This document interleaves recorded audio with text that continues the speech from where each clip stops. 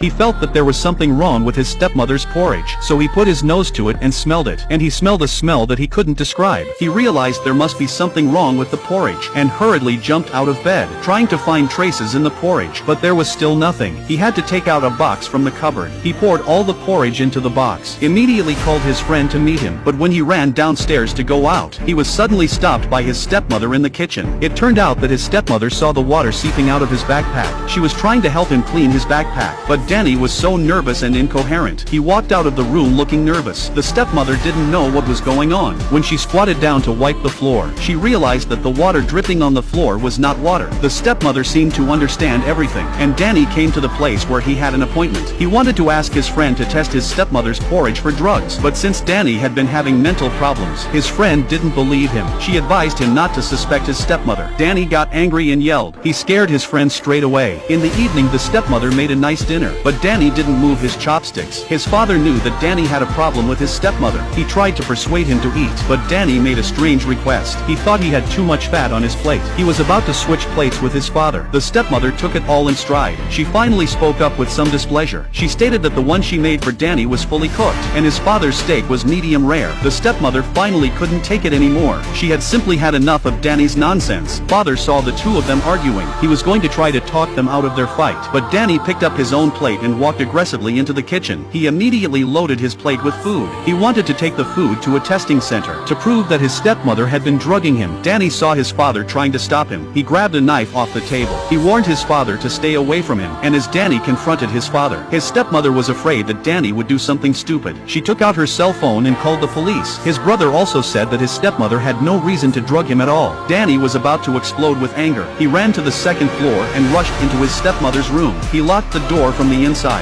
Then, while rummaging around the room looking for evidence, his father just smashed the door open, just as his father was about to convince Danny to calm down. But then his stepmother suddenly appeared. That made Danny go crazy again.